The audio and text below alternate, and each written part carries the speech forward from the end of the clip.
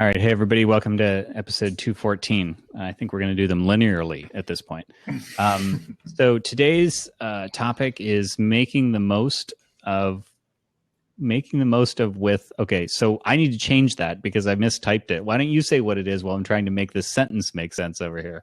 It's making the most of what you have. So this is, the principles of like lean business and, agile startup and bootstrapping and all of that, but really for your, little creative empire, whether you're collaborating or you're just a one man or woman little, creative house. You still like, I'll get into it once we start the show, but that's pretty much the idea. All right. Interesting. The Blab won't let me write out the whole title, and it used to last week, and it let me do it when I started. So Audra, making the most of what you have is what this should be. So you can do that later. Making the most with what you have. I think there's a distinction there. Of what you have is like, I only have my gruel, but I'm going to pretend it's filet, right? But making the most with what you have is taking the elements that you have and getting more out of them. So, right, like when it was just the three of us, there were certain ways. When it was just Dave and I, like there was, certain limitations we have, but we did the best with what we have. And then it was three of us, and now it's many of us. We're like gremlins being fed after midnight, right? We just Blab. We love you guys, but you got to fix this shit. So the show title will now be "Making the Most Wit." Is the best I can do. And actually, it didn't even change it. So yes, making the most wit. So that's what we're going to be doing today. Making the most with what you have. I would argue that sentence doesn't really make a lot of sense. Making the most, doing the best with what you have. I don't know. It's something like that. Mark is somebody pick the show title in post-production. About Blab. Did you see him in the comments? Wow, there's a lot of exclamation points there. So before we get into something cool, because this doesn't count as something cool, but it's the first day of summer today, or the last day of school for my children. Not cool at all. And no, that's awesome. I officially have a high schooler now, which is really unbelievable to me because high school feels like yesterday. So I kind of can't believe that Haley is going into high school in another few months. Yeah, it's weird. But yeah, that's official. And this also means that the countdown to Johnny's house being empty during the day begins. Oh, right. What don't I know about your situation there? What are you planning to do with my house? It's kind of like when a kid would give you something and just kind of laugh the whole time. What do you do to it? Yeah, so Johnny's been homeschooling his children, and they're starting in the fall. So when Ethan and Haley start in the fall, Sydney and Austin will be starting also, and all of us will have children in school. Yeah, I'm curious to see what's gonna happen with that. Quite a sort of life change here. This will bleed into my something cool, which Sean had a family related something cool. So to be clear, that was not my something cool. And that's but go ahead. But what an asshole. So why do mine always seem selfish? I don't really. Okay, I'll do something cool. I'll skip what I was gonna do, and I'll actually give a real one. I started watching Master of None last night, Aziz Ansari's show, and I hadn't seen any of it before, and I thought it was really hilarious. I like the show, cool. Especially the second to last episode. I thought was the best. I think we should do a worst show ever where Dave talks about that actor and how he feels about him. I think it would be. He's awesome. I think it would be a really good show. Hilarious. Do you know Boundaries at all? Look, you can just ignore what I said, and then it goes away. You just kind of nod. Dave was the guy in high school who talked back to the bully. Reacted? Yeah, just don't say anything. Then no one thinks anything. Now they're like, "What does he think about him?" So, does anyone else have something cool before Dave gets all flustered? Well, I have a couple of books that I've been reading. So there's three here that I'll mention, but they're just a little stretch that I've been doing. So I know Dave really likes the comedian Jim Gaffigan. And I just finished 2 of his books. The first one is called Dad is Fat. And then the second one is... I saw that in the and store. The second one is called Food, A Love Story. And they're both very funny. And they're also, like, I'm looking forward to... We have a road trip to Arizona later this summer. And I'm looking forward to listening to the audiobooks on the way because they're totally family friendly and still funny. You can also listen to his comedy albums. They're family friendly, like 99.8%. Like they one bad word. He makes a whole thing in Dad is Fat about what family friendly means and how he resents being called a family friendly comic just because he doesn't curse and stuff. But that doesn't mean he sucks, which family friendly usually means sucks. But he's very funny while being clean. And the second book is Bedwetter by Sarah Silverman. So another comedian's book, and it's very good so far. I'm actually not done with that one yet, but I really like it. And Sarah Silverman I like as a comic a lot. She's actually Heather in the Invasion series. Is who we cast. She's a female Aziz. I've had readers say that they hate when you say who's cast. Wait, I'm sorry. What'd you say, Johnny? I said I've had readers say that they hate it when we say who was cast as something. Okay, well that's everything. I'm a ruiner. I'm a ruiner. But I really like her as a comic. However, having said that, she's kind of hit and miss with me. Like when Sarah Silverman is funny, she is like just hilarious. But she's not like Louis C.K., who's just always funny to me. Sometimes I'll watch her and I won't even laugh. But her book is much better than that because she's actually telling stories and it's not just about punchline after punchline after punchline. It's like a well-written narrative that has a lot of funny moments into it. And it has chapter titles like Summer Camp, the second worst kind of camp for Jews.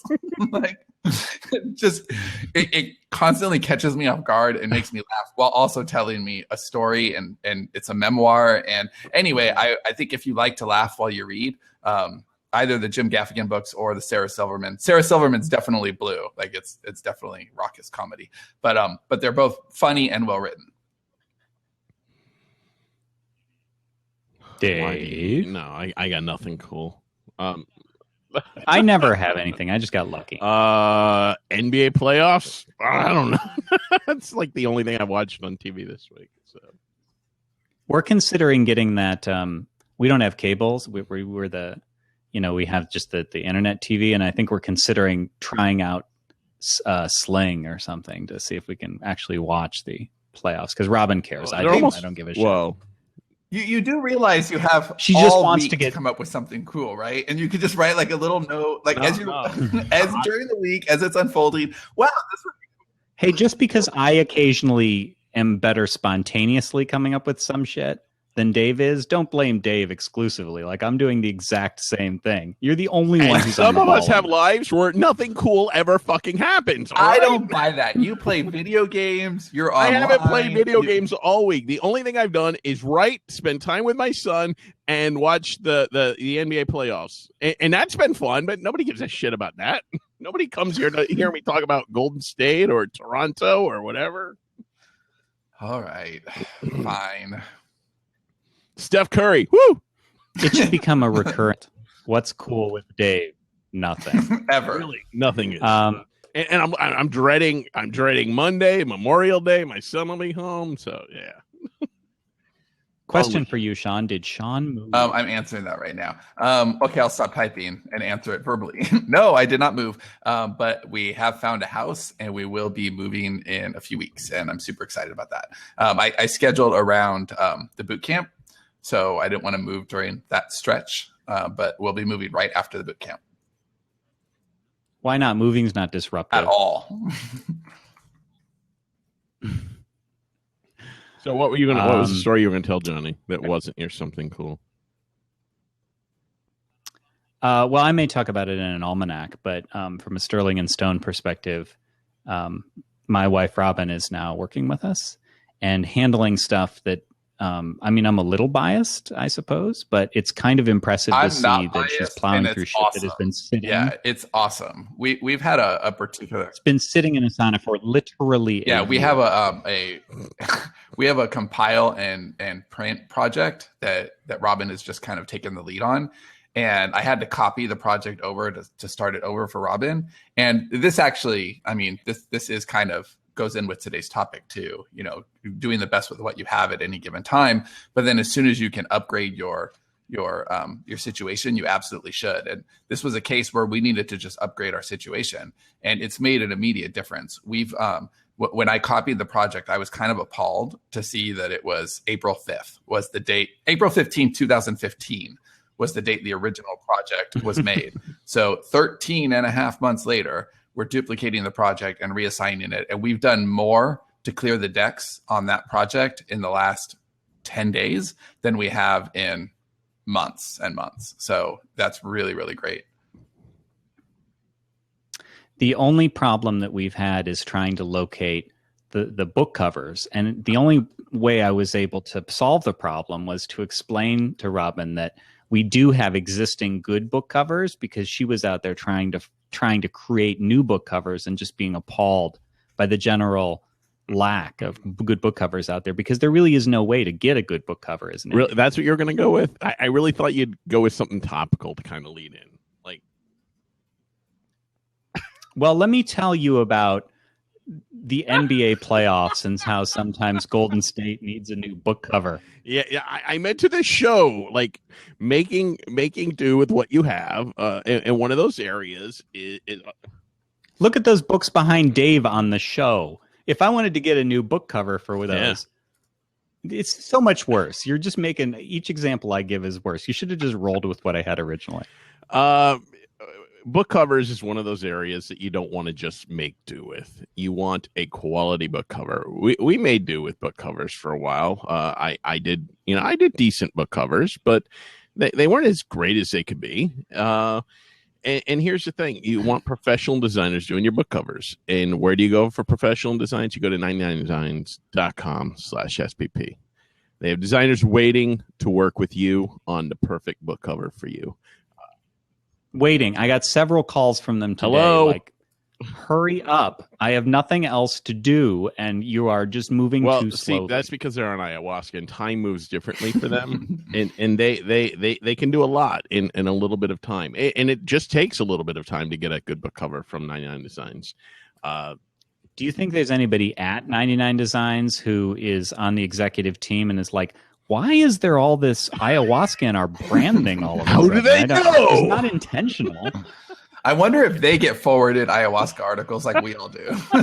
Okay, I don't know if because that's the thing you do with branding is you just repeat something over and over again and it becomes part of your brand. I don't know if any of the designers actually do ayahuasca, but it would be a good explanation on how they can get tap into the creativity that allows them to do such awesome book covers in such a short amount of time. And if you want to compete today, if you want your book to stand out, if you want people to actually buy your book instead of ignore it, you want to go to 99designs.com/SPP. Get a book cover. What if you want people to ignore it? Let's just cover this. Do Microsoft Paint. Just slap something on there. I was listening to a podcast, and I won't say what it was. It was some publishing podcast. It just started up, and it's for info marketers. And they were talking about no content, low content books, and it was just such horseshit. And they use the term "no content, low content." Yeah. Oh I'll go into that rant so another empty. time. Yeah, I'll go into talk a rant about that for worst show ever. but they were talking about like making their own, like these crappy. I went to see like what they were using. Their covers were not made by people in 99 Designs. I'll just say that right now. They were horrible. So. Were they like Fiverr covers? They were worse. So you don't want to be that person. You want something that looks good, not something that looks like you're either doing it yourself or you're a horrible info marketer. Or a horrible person. Start your custom design today at 99designs.com/SPP.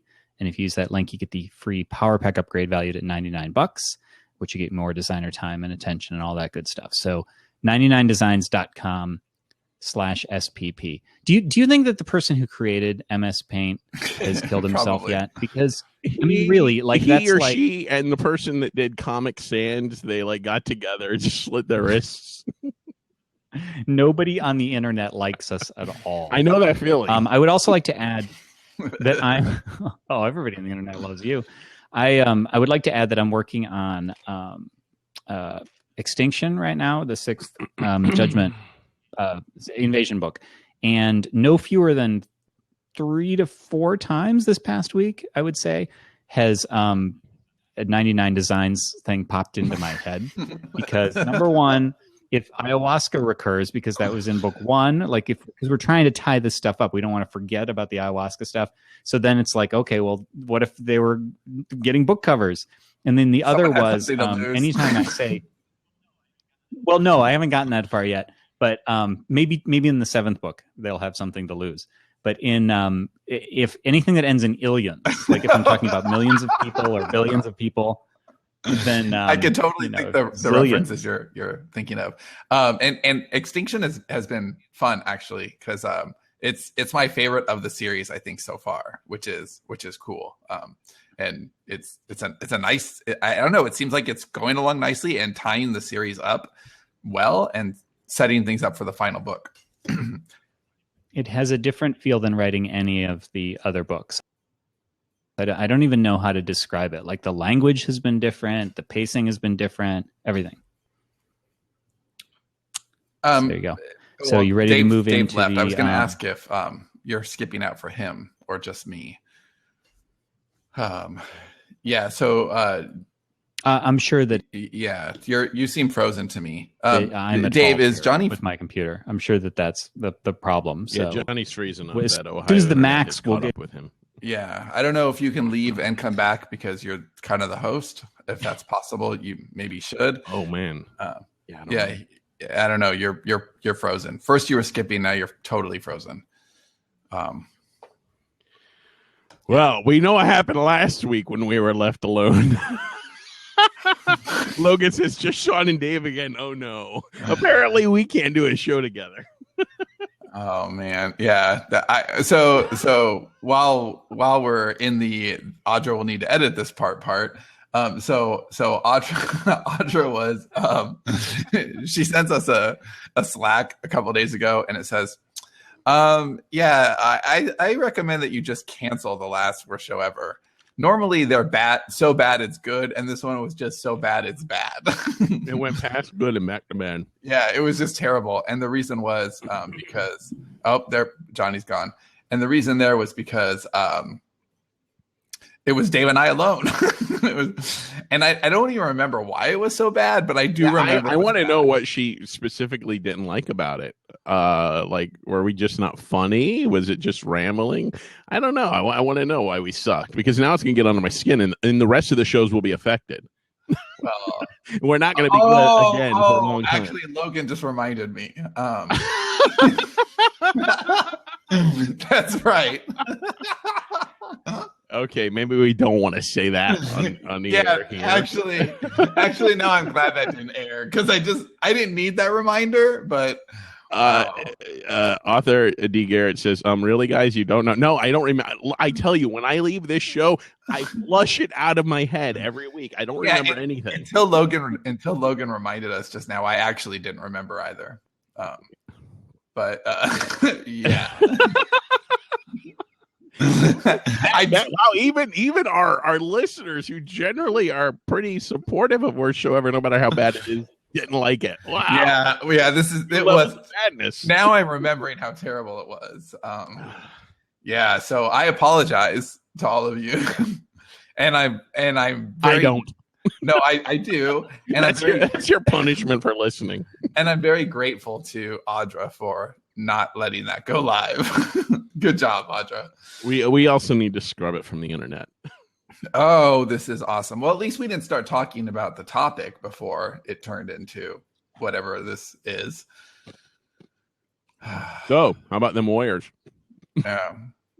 Steph Curry, high five. Have you been watching the series? No, I've been just insanely, stupidly busy. Well, me too, but you make time. But yeah, I mean, I will. Now it's summer, and I think Ethan will be really sad. They're almost over. Basically, well, Cleveland, Toronto. Cleveland is like the one of the best teams, and they just destroyed Toronto. Then the series went back to Toronto, and Toronto destroyed them twice, embarrassed them. It was wow. So tonight it goes back to Toronto again, because Cleveland came back and showed that they were awesome and beat Toronto. So it's really been back and forth. And Golden State is down they were down 3-1. Now they're down 3-2. So the two best teams, on paper, were struggling to actually make it to the finals, which is pretty interesting. Logan says the Thunder are going to win at home tomorrow. No, they're not. I think Logan and Dave should have a bet. Yeah, a bet. What do we bet? I don't know. I'm going to check in with Johnny. You keep this going. Hold on. Hello and welcome to Sports Talk with Dave and Logan. No, we didn't continue without you, Johnny. Oh, is he back? No. He put a comment in here. Oh. Because we can't continue because you're not recording. Well, I guess. Okay, I see what he's saying. Okay, that we could have used this recording. Yeah, but we hadn't really started the topic yet. Like was it?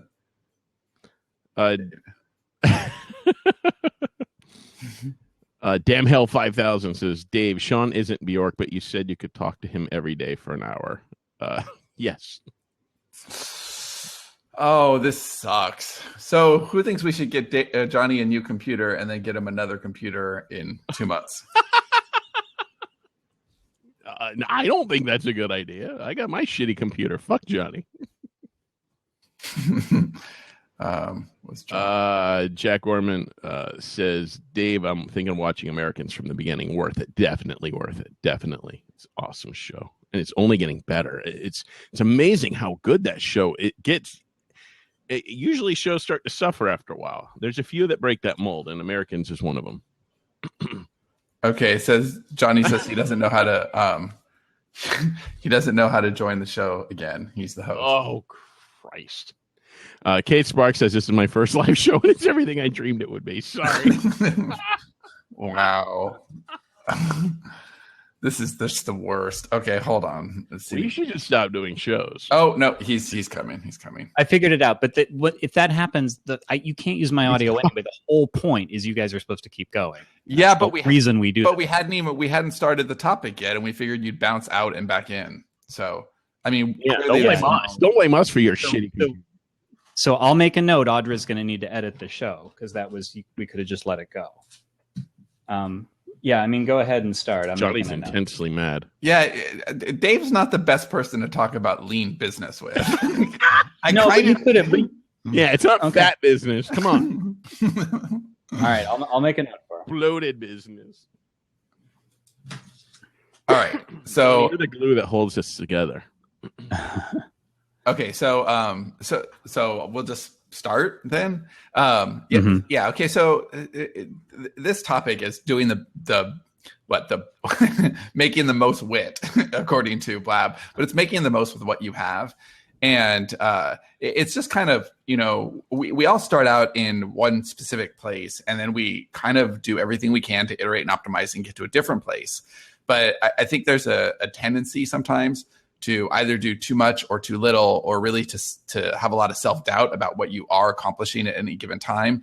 And I think that this is kind of one of those mindset episodes. And I like these episodes a lot. And we usually get really good feedback on these episodes where there's not so much like last week with Archer was a really great, tangible nuts and bolts. Here are some things that you can do. And this is a little different than that. This is more of a focus on your mindset and the way you can kind of approach problem solving to get more done, even if you don't have the infrastructure. And I think all of us have individual stories that we can share that, whether you're working alone or with a team, at some point in your publishing business, you'll probably be working with a lot more people because, you build a virtual team like, Joanna, who thinks that what we do is just like it's a nightmare for her, right? we're talking about building infrastructure and all moving to the same place and all of that. But she actually has a pretty big team, but it's a virtual team that she leans on this person for that and this person for the other thing. And, She's a nomad.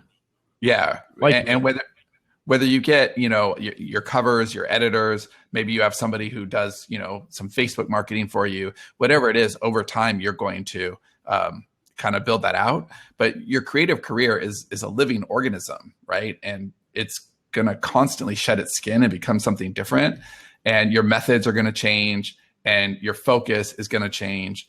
And even though your core values at their root will probably remain mostly the same, even your values will evolve and change along with you and your ambitions and your goals. But it's kind of the sum total of all those changes that over time transform you and transform your results. So it's a matter of taking those small incremental steps and just, I guess, doing the best with what you have.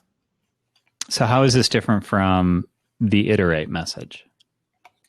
Well, I think that iterate and optimizing is just knowing that you are constantly you're improving one layer at a time. And there is a lot of crossover in the two ideas. But to me, this is a little bit like it's the semantics. It's the difference between writing to market and knowing why you're connecting with that audience. And even though a lot of people listening hear those as synonymous, and to me, they're not exactly the same thing, because I think you can write to market without knowing why. In fact, we got an email today from, Johnny has an email that goes out to people who are signed up for the boot camp, and it's the one from Uncle Johnny, if you've seen that email. And Sean's like, the Uncle Johnny email, blah, blah, blah. And I'm like, I don't remember writing that, but I did. Yeah, there's an Uncle Johnny email, and the response on it is crazy. We're getting like 100 responses a day. It's kind of nuts. And so we're one of the calls to action on the Uncle Johnny email is, what are you struggling with right now? Because we want to be able to answer all those questions during the boot camp. And somebody, had a question, or almost like a comment / question. And they were saying, look, I'm going to write to market. I'm not making money over here in this genre. But I want to write to this particular genre because I found it a sub niche and I know I can nail it.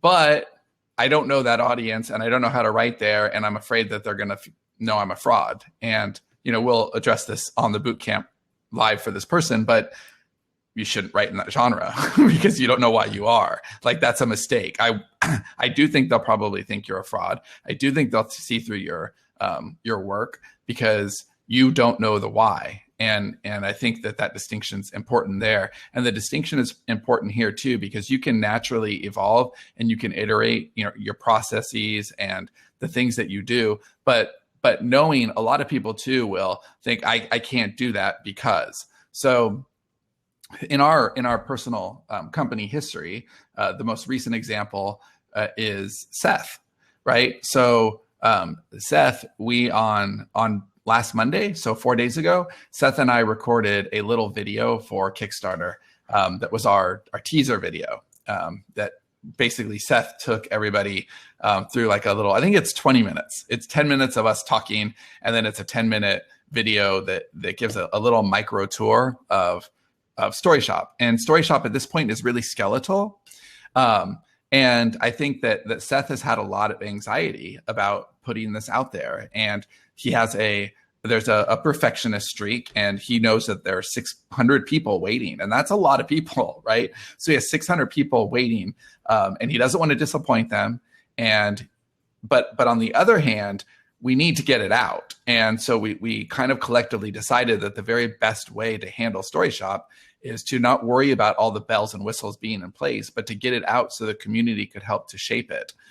Because that's kind of what you do in lean startup. You put out your minimum viable product. You get that out. It's the best with what we have right now. Is it the finished product that we want 6 months from now? No, it's not even close, but that's okay because we're going to get there faster by, putting it out and just doing the best with what we have. A lot of times you don't have money too. There's another announcement that we have coming out in, a month or so with Seth. And it's another really good example of this, although I can't talk too much of it. Wouldn't that be 2 weeks? Didn't you say he was going to be on the show 2 weeks from now? Yes, but I don't know when it will air. And I don't know when, Right. I don't know what the timeline of what he's going to talk about actually is too.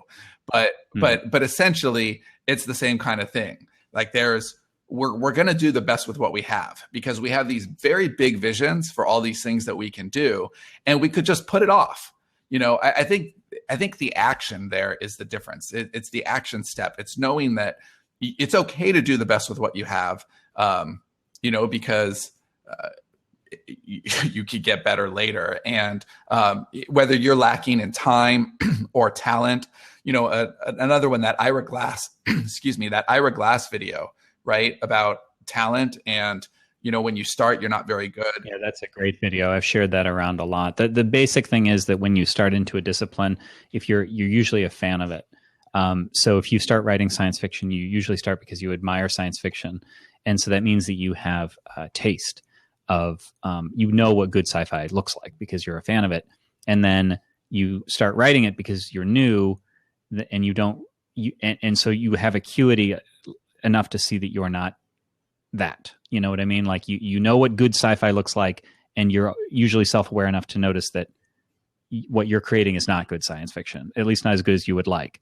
And it's about that gap. It's about closing the gap. And that's what the Ira Glass thing is. It's about recognizing that your job is to just tolerate and then close that gap. Yeah, I almost feel like iterating and optimizing is it comes after this. So if it's sequential, it's doing the best with what you have is almost phase one.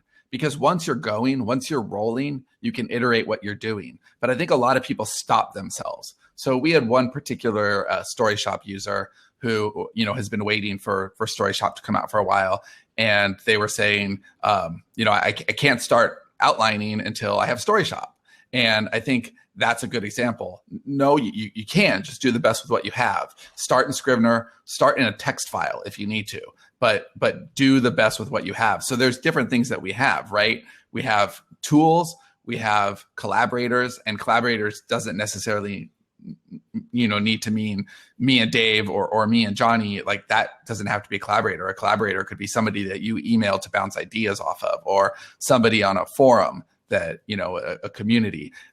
You have your ideas, and a lot of people think, oh, my ideas aren't good enough. My writing isn't good enough. And these are things that, you're letting the idea of being perfect stand in your way. And I think successful bootstrapping, successful business, successful creativity, it is all about discipline and stamina, but you have to start. You have to get the ball rolling before you can iterate, before you can improve. That is something that I had an issue with for most of my life. I was writing all my life, and I was afraid to actually finish a book and send it to a publisher, which was the old way of doing things. And I didn't have the confidence to do it because I knew I wasn't as good as Stephen King, Clive Barker, Dean Koontz, or any of the people that I read. I knew I wasn't them, and why even bother until I got to that point. So I figured I would just work on my craft. But something happens along the way when you're working on something over and over and you don't have an audience. You don't really learn, what you need. And the same was true with my comics. When I started off doing comics, I didn't realize how bad I was, but I knew I wasn't great. But I kept working. Bad like Michael Jackson, or actually bad? Bad, not Michael Jackson. And if you were to see my first comics, which aren't even on the web anymore, because the site got hacked, it's a long story. But if you saw my first comics, they must have been not on a self-hosted WordPress right blog. They weren't. And if you saw them, you'd be like, wow, how did you ever continue from that? Because I mean, really, it looks like a child drew them, and not even a child that knew how to draw well. And my child did not know how to draw well. Yeah. But I kept at it, and I had an audience, and I had feedback, and the people that responded to what I was doing right really helped me a lot. Now, this isn't to say, one other thing, if I had met Sean, who helped me finish my first book, and I had a bit more confidence because there was somebody else in the pit with me fighting.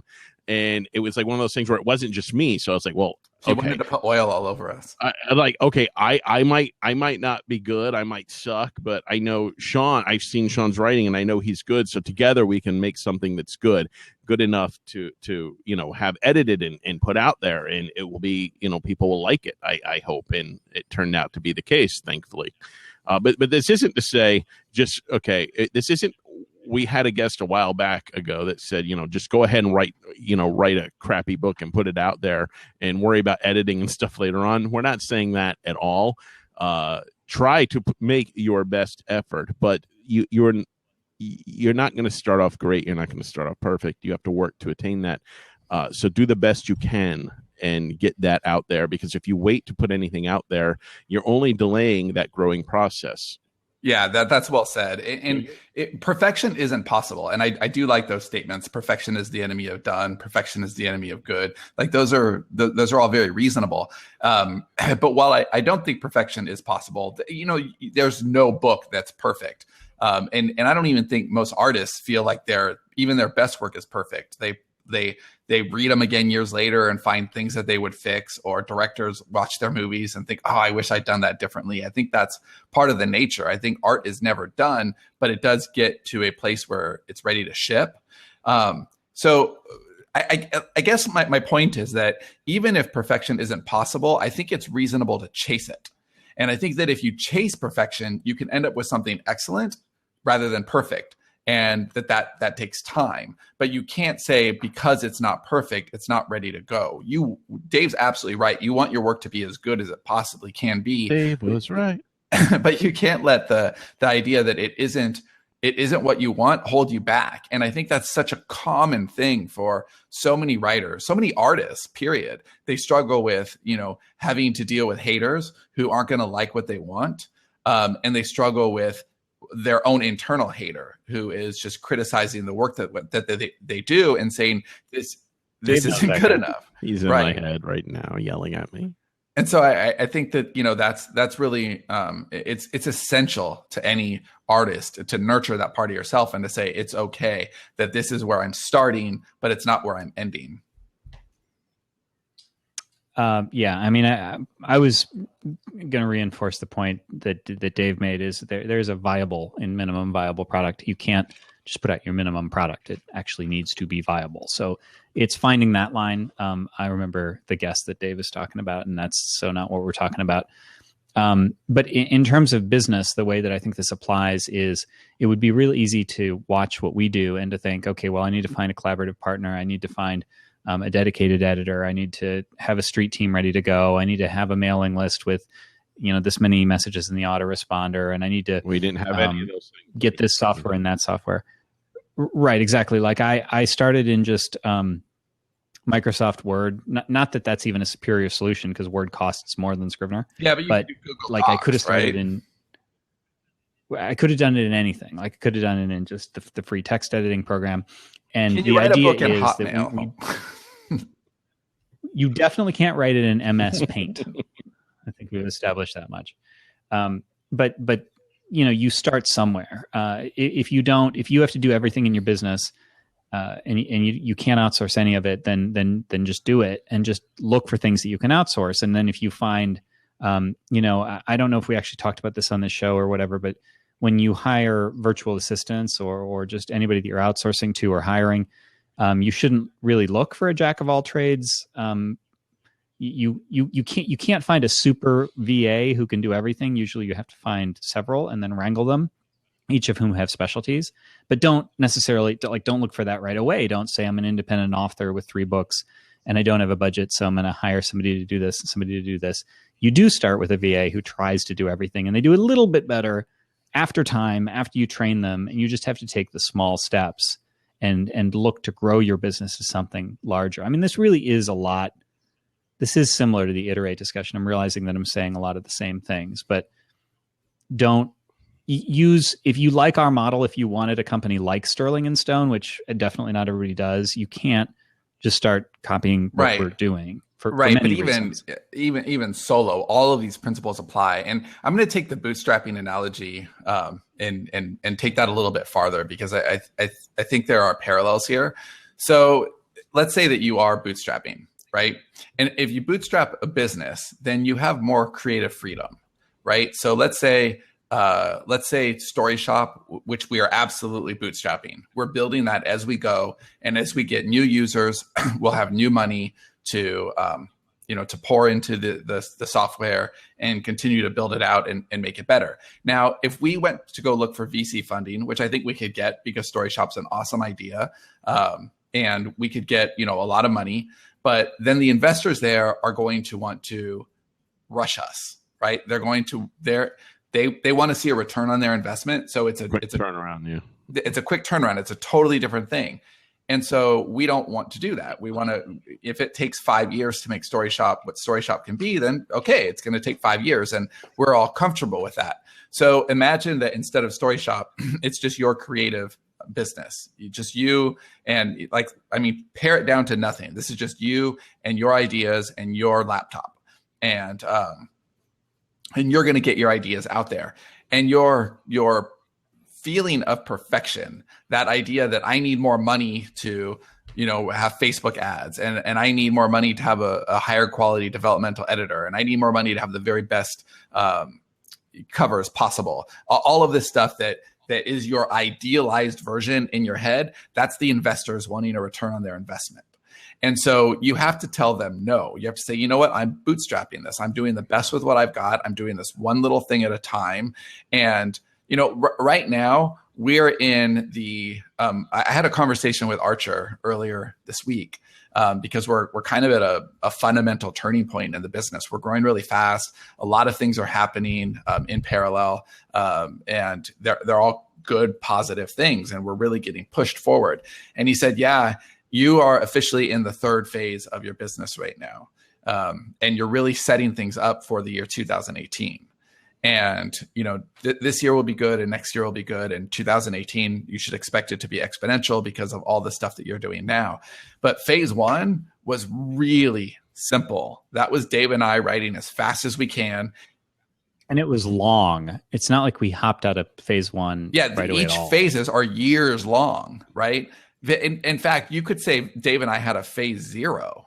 And that was just trying to stay alive, writing copy and keyword articles and building websites and stuff. And then phase 1 is like, okay, we're writing fiction full time, and we're writing, 15,000 words a week, and Dave's getting all the covers done and, as fast as we can. And that was a really fun, sexy time, like figuring all this out. But it was hard, it was stressful. It was stressful. Like we were constantly going forward, and phase 2 was a little more chaotic. And phase 3, now we have a lot more structure, we have a lot more discipline, and we're really putting the big pieces together to prepare for phase 4, which should hit us around 2018. And so if it's just you out there, think of yourself in phase 1, or think of yourself in phase 0, and think, how do I do the best with what I have right now? How do I maximize the things that I do? And really come up with a plan, because if you don't know where you're going, chances are you're going to end up somewhere you didn't intend to go.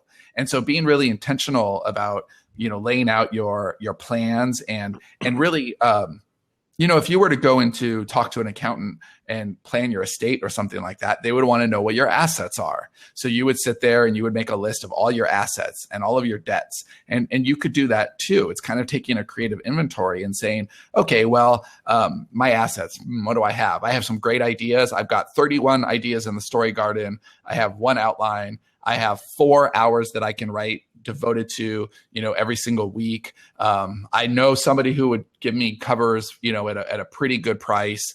I know where I could get my beta readers. Like, list all of your assets, and that's going to make you feel empowered about what you actually have instead of focusing on what you don't, which I think a lot of people do that also. They focus on what they don't have instead of what they do. And I think that's kind of the mindset that I'm trying to talk about today. I think a lot of times, and I can use myself for an example. I think we focus on the things we don't have, and it is a way of procrastinating, like drawing supplies, like oh, I can't do this comic on this tablet. I need a nicer, shinier new one. It'll be so much better. But no, I can do it on the other one. It's not ideal, but I can do it. And I think that's the situation with writing.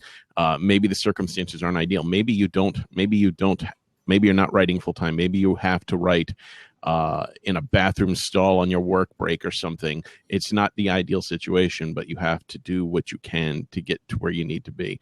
Kate Sparks says, perfectionism held me back for years. And there's one other comment I wanted to read down here. There's one here too. It's easy to get overwhelmed in phase 0. And I totally agree with that. But I think that it's probably because when a lot of people are in phase 0, they think they're in phase 1. Or when you're in phase 1, you think you're in phase 2. You know, I have a really good friend who right now thinks they are in a different phase than they are. And that's going to really impede their ability to grow because they think, you know, I've done all the hard work. You know, I'm in phase 2, let's say, but this person is actually in phase 1. And so it's going to be really hard for them to jump over that next hurdle because their expectations are not in alignment with their reality. And so you have to know what you have, you have to know where you're going, and you have to do that assets and losses and just kind of think of that. Because it's not only important to focus on what you have and not what you don't have, you have to focus on the realities and you have to know what your deficits are. And I think it's easy to get overwhelmed a lot of times when you lie to yourself. And I think that a lot of creative artists tend to lie to themselves, but they do it in both ways. And neither way is healthy. So sometimes half of the people are saying, I'm not good enough. I suck.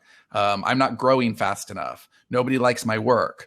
But then there's another group of people who have an inflated sense of self and they think that everything's going to be great, you know, and you have to really be honest with yourself. And that's not always easy to do.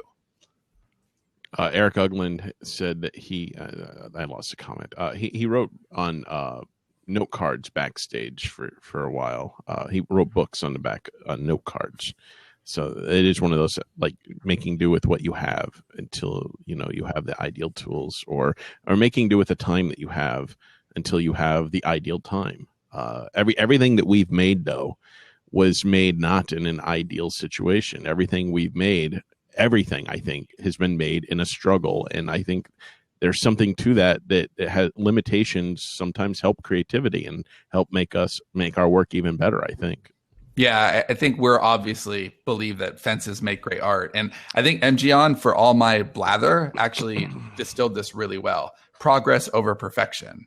And I think that's very elegantly said. It's, you just want to keep going. And, you know, momentum is going to trump perfection always, because again, perfection doesn't even exist.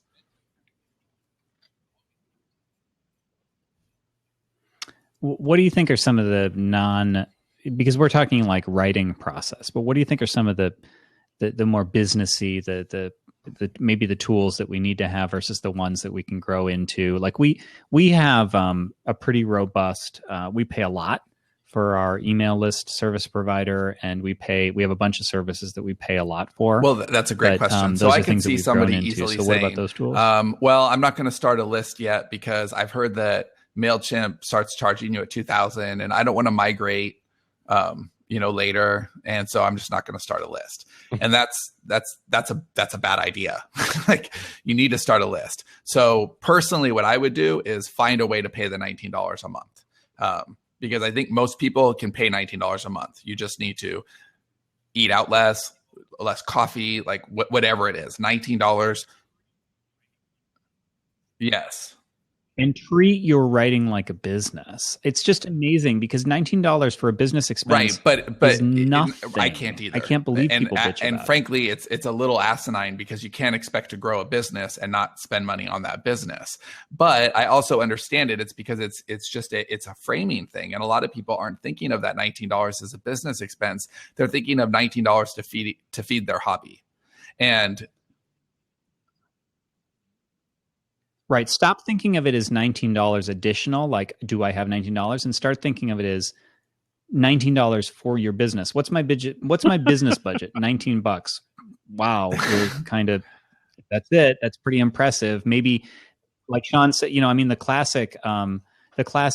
one that always gets destroyed on this is the you know, your Starbucks latte, if you're one of those.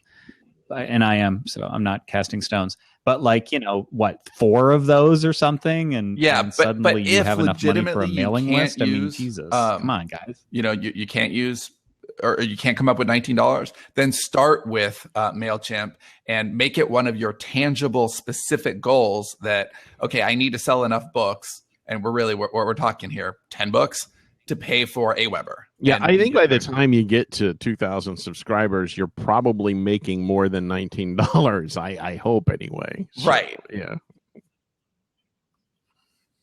Well, it is a little. If you want to switch to, the concern I think is like, I've always sort of said back when I was teaching such things, like if you thought you were going to end up in Aweber, best to start there because it's tricky to migrate.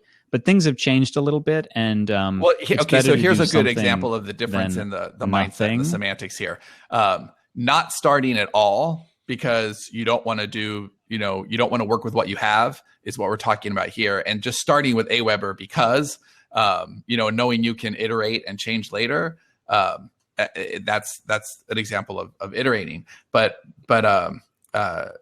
Kimmy asks why Aweber and not Constant Contact. It's a preference thing. Like, I'm sure Constant Contact is fine. Yeah. There's no reason not to. It just seems like everybody that we run into uses Aweber or MailChimp. Those seem to be. We're actually on ActiveCampaign, but there's no reason right now not to use Constant Contact. No reason not to use MailChimp absolutely. for free so, for 2,000. There's no reason not to. It's just a matter of what your preference is and what you're comfortable with. But the point is, don't let the lack of having $19 stop you from starting a list. We constantly talk about getting great editors and getting great covers and how that's really important to your packaging and being pro. And while we totally believe in that, we couldn't believe it any more than we do. It's also important to get out there. And if you don't let the idea that, I don't have enough money for an editor, so I'm just not going to publish this book. Find a way to make enough money to get an editor, go do a side job, sell some stuff on eBay, whatever, or get the very basic edit that you can and know that you can get it later, but don't not do it. Same with a cover. Maybe you can, this is an indie marketplace. You can find places where you can get a cover for $50. You don't have to go to Fiverr. And if you have to, fine. But know that when the next 20 books that I sell, I'm going to then leverage that, and I'm going to go buy a better cover so I can sell 100 more, because it really does matter. But don't not do it because you don't have the means. That framing, I think, is extremely helpful. There's a project. There's actually, I want to say, there's a few projects maybe that we're looking right now to we're just going to have to pay for them. Just going to have to pay for them. And so it's a matter of what can we do to earn the money to pay for them. And once you start thinking in terms of, like, the $19 example is a really simple one. If you have a $5 book, you're going to get about $3.50 in royalties. So you got to sell 6 books. And that, like, rather than thinking I have a hobby, it makes a little bit of money, and then I have, $50 or $100 or $1,000 each month that I get, it's much better to think of, it's kind of like you think of you're working for free, but you're also getting stuff for free. Like, that's a better way to think about it, in my opinion. If you have a business, a side hustle that makes $500 and you have $500 in expenses, mentally, it's the same thing. But mentally, for me, it's easier to think of, I'm working for free because I'm kind of paying my dues. I'm kind of getting my business up to speed. But I'm also, I'm getting all these expenses. It doesn't cost me anything either. I think that's better than earning 500, spending 500. But it's just a matter of you always want to go forward, and it's very easy for artists to doubt themselves and to think, I don't have enough. And we've talked about this so many times in the show too, but it's comparisonitis, right? So you look at other writers in your community, or you look at other writers who are out there doing or teaching, and you think, I can't do what they're doing, and it makes you feel defeated. And so, you know, like we've stopped talking about Johnny's word counts because that because they're pathetic. The other day, just this morning, I told Sean that I'm going to have a really insane day that makes my eyes bleed so that he'll respect me again. Yeah, Johnny ran the equivalent we've met of too many people the who have 4-minute insane mile word for counts. writers, and it's crazy. But you know, a couple of years ago, we definitely got that a lot. You know, people were not wanting to write because they couldn't write that many words, and it's apples and oranges. I mean, first of all, Johnny's a native writer, so that does come easier to him than perhaps everyone. But also, it's a full-time job. Like this is what his number one thing to. I mean, he's going to go down into the mine every day. He's not looking for coal. He's producing words. Like that's what he does. And so you can't have, you know, a 50-hour a week, including your commute job, and expect to also produce that kind of word count. You have to say, what do I actually have? I have 4 hours a week. I have 2 hours a week, whatever you have per week. And then think, okay, so if I'm writing slowly, maybe I can get 300 words an hour.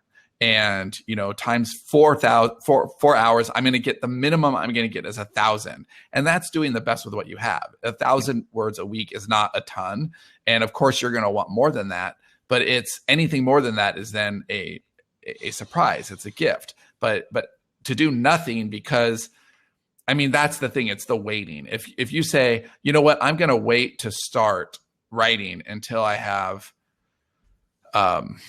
you know, 10 hours a week, then why? All you're doing is you're not starting your process. You're not starting to get better faster. So here's a personal example that has nothing to do with writing, because I'm better about this kind of stuff with professionally than I am sometimes personally. So right now I've been eating like total shit and I haven't been exercising.